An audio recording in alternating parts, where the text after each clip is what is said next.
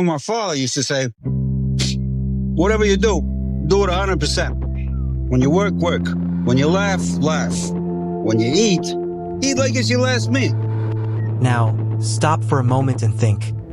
What advice did you receive from your father that you still carry with you today?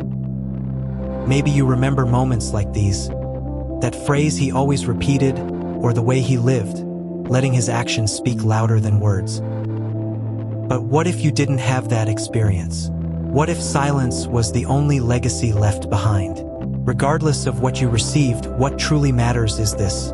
What are you building for your children now? What kind of advice are you leaving for them? And you know what's amazing? It doesn't matter if you're going through a tough time or a moment of joy. What really matters is living every moment with intensity and purpose. When you work, work. When you laugh, laugh. When you eat, eat as if it were your last meal. This isn't just practical advice. It's an invitation to live every season of life fully. Did you know that Cafu, a football legend, faced a string of failures before becoming the greatest right back in history? As a young man, Cafu tried out for big teams and was rejected 9 times. After each failed attempt, he'd return home, disheartened. But there was something special waiting for him. His father. His father always told him the same words. "My son, these are barriers placed in your life that only you can overcome." That phrase, repeated countless times, became the fuel for the young Cafu. On his 10th try, he finally succeeded. When he came home with the contract in hand, he said, overwhelmed with emotion, "Dad, the barrier has been overcome. Thank you so much." Now think about this.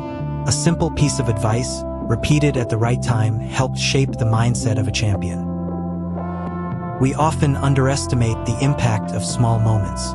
John Gottman, in the book Raising an Emotionally Intelligent Child, explains that parents have the opportunity to become emotional coaches. He highlights that everyday interactions, like conversations during meals or playing at the park, are more important for a child's emotional development than big events or grand gestures. These repeated moments lay the foundation for a strong emotional bond between parents and children.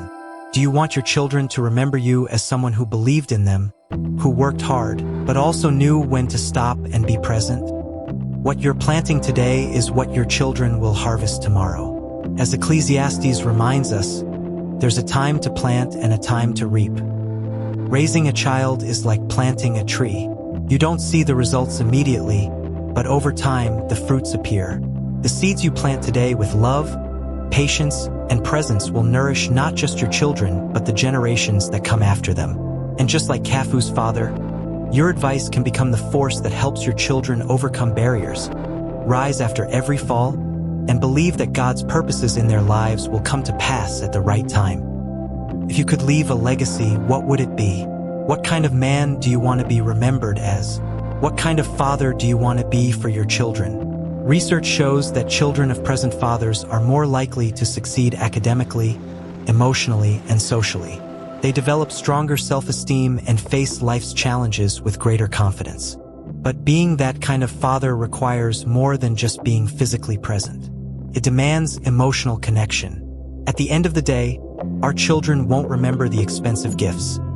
They'll remember every time you were there for them when it truly mattered.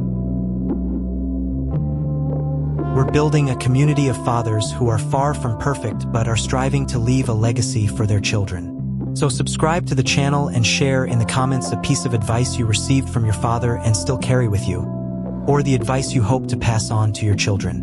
And don't forget, be the man you were meant to be. Be a better dad, a better man.